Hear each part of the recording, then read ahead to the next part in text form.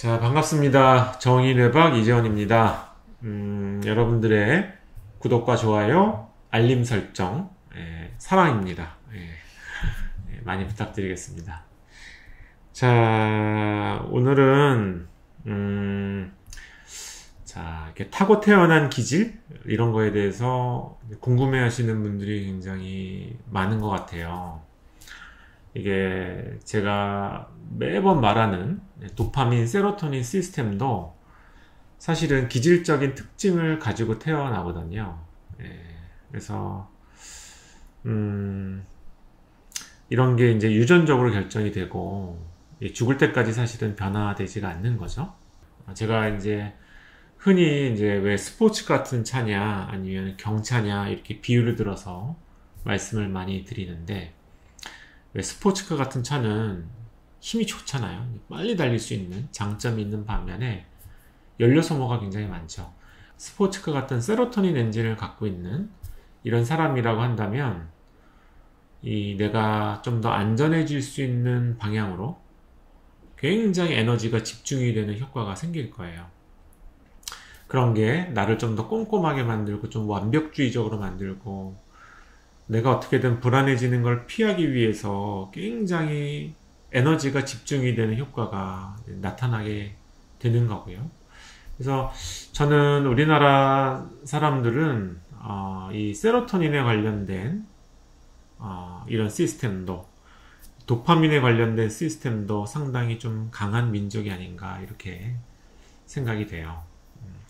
그 중에 이제 도파민이나 세로토닌이나를 본다면 세로토닌 쪽이 조금 더 강한 사람들이 많지 않나, 이제 이런 느낌이 드는데, 그게 이제 정확하지 않을 수도 있어요. 이거는 그냥 제 느낌이고요.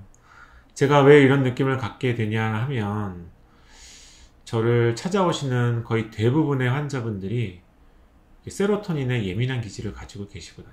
그것 때문에 불안증이 생기고 강박증이 생기고 이래서 병원을 찾아오세요. 그래서 제가 그러면은 우리나라에 세로토닌에 예민하지 않은 사람들도 있느냐? 물론 있긴 있어요. 근데 그런 분들은 원래 스트레스에 좀 강한 성향이 되기 때문에 병원을 막 어디가 불편해서 찾아오시는 경우는 별로 없으리라고 생각이 돼요. 그래서 제가 세로토닌에 예민하지 않은 기질들, 이런 기질들은 어디서 흔히 볼 수 있냐 하면 주로 그냥 건강검진이나 아니면 어떤 소송 문제가 생겨서 그냥 나는 불편하지 않은데 진단서나 이런 게 필요해서 오시는 분들, 그냥 나는 아무 불편감이 없는데 누가 한번 체크를 해봐 달라고 그래서, 아니면 이제 임상 시험이나 이런 데 참여하기 위해서 불편감은 없는데 오시는 분들 중에는 세로토닌에 예민하지 않으신 분들이 꽤 많이 있는데요.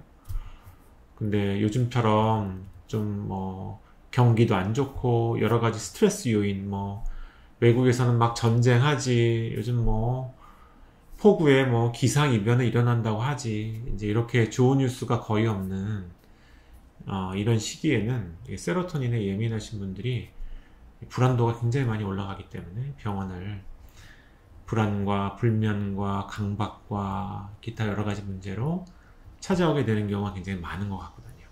우리나라에서 얼마 전에 엽기적인 사건 이런 게 일어났다고는 뉴스도 제가 들었는데요.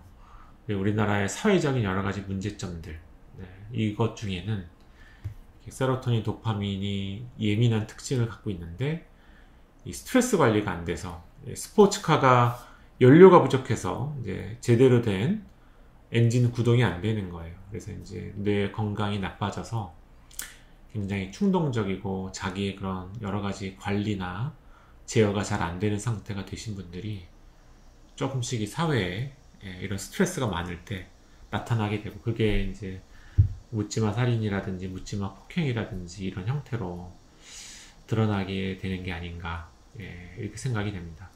우리나라가 이제 자살률 이런 게 굉장히 높은 국가잖아요. 이거 역시도 전혀 이런 세로토닌이 강한 이런 민족성이 전혀 무관한 거는 아니거든요.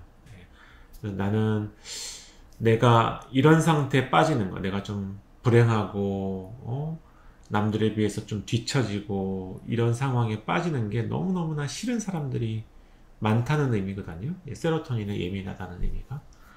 그럼 그만큼 이 어려움에 처했을 때 세상을 바라보는 눈이나 혹은 내가 느끼는 박탈감이나 이런 것들을 굉장히 남들보다 더 심할 수가 있겠죠. 이제 이런 게 사회적인 문제를 만들어내는 어떤 역할을 하지 않나 이렇게 생각이 돼요. 그래서 왜 2000년도쯤에 블룸이라고 하는 미국의 케네스 블룸이라고 하는 학자가 리워드 데피션시 신드롬이라고 하는 얘기를 했어요. 이게 도파민에 예민한 사람들이 도파민이 부족했을 때 겪는 문제점들에 대해서 어떤 병으로, 어떤 신드롬으로 이야기를 한 건데요. 리워드 데피션시 신드롬. 그야말로 보상결핍 증후군이죠. 그래서 이런 보상결핍 증후군이 생기면 크게 이제 4가지 카테고리의 문제가 생기게 돼요. 그 중에 첫 번째가 이제 중독의 문제고요. 중독. 우리나라 중독의 문제가 상당히 요즘 심각합니다. 그죠? 각종 마약이나 이런 것들도 이제 유통이 되고 그러면서 마약에 대한 피해자도 많아지고 있고요. 또 술이야 워낙 우리나라에서 중독자들이 좀 많았던 이런 거고, 또 뭐 게임 중독이나 뭐 이런 것들도 굉장히 많고, 요즘 뭐 도박 중독에 이런 것들이 굉장히 많잖아요. 그래서 보상결핍 증후군이 되게 되면, 보상결핍 증후군은 도파민에 예민한 사람들이 주로 걸리는 병이에요. 도파민 엔진이 굉장히 대배기량의 엔진을 갖고 있는데 자꾸만 연료 공급이 안 돼서 엔진이 멈추는 거죠. 이럴 때 이제 보상결핍 증후군이라는 문제가 생기는데, 그중 첫 번째가 이제 중독의 문제고요. 두 번째 문제가 이제 강박증적인 성향이 많아져요. 강박증적인 성향. 그래서 내가 굉장히 뭔가 불편하고 어렵고 힘들기 때문에 그거를 좀 도피하고자 하는 경향. 그래서 그런 게 강박의 형태를 자꾸만 띠게 되는 거죠. 그래서 강박증적인 성향이 많아지게 되고, 또 충동 조절의 문제가 자꾸만 생기게 돼요. 그래서 ADHD라든지 이제 뭔가 행동하는 경향, 이게 이제 세 번째 문제고, 그 다음에 네 번째 문제가 사람이 반사회적으로 바뀌게 돼요. 이게 그 블룸이라고 하는 학자가 이야기한 내용입니다. 도파민에 예민한 유전적인 기질을 갖고 있는 사람이 도파민이 부족한 상태가 되었을 때 겪을 수 있는 어려움, 크게 이제 4가지 종류가 이제 이런 것들이거든요. 최근에 사회적으로 문제가 되는 뭐 묻지마 폭력이라든지 이런 문제는 이 반사회적인 경향하고 관련이 되어 있겠죠. 그래서 본인만 불행해 보이는 거예요. 주변의 사람들은 다 행복해 보이고, 이제 그런 사람들이 미운 거죠. 내가 불행하기 때문에. 이런 게, 이 메커니즘이 ADHD가 있는 친구들, 약간 전두엽 발달이 느린 친구들이 결국 남들보다 조금 뭔가, 남들은 뭐 한두 마디에 뭐 다 이해하고 서로 소통하고 그러는데 나만 조금 이거에서 잘 못하는 것 같고, 이런 심리적으로 조금 트라우마가 될 만한 시기를 거치면서 결국 마음속에 자리 잡고 있는 게 바로 그런 마음이거든요. 나는 힘든데 다른 친구들은 모두 다 행복하고 잘 지내고 친해 보이는 것 같고, 그러면은 이게 점점 마음속에 남이 좀 싫은, 그래서 ADHD 증상 중에 이렇게 남에게 공격적인 이런 증상들이 그 안에 포함이 되어 있죠. 이게 마음의 상처를 많이 받아서 그렇게 된 거거든요. 나만 어려운 것 같고 나만 힘든 것 같고, 이런 느낌이 오래 지속이 되다 보면 왜 나만 이렇게 불행해야 돼? 그러면서 행복한 아이들이 시기 질투심이 이제 생기는 거죠. 그런 아이들한테. 이런 게 좀 폭력적이고 이런 상태를 이제 만들게 되는데요. 이 보상결핍 증후군도 이제 비슷한 어떤 메커니즘으로 나타나는 거죠.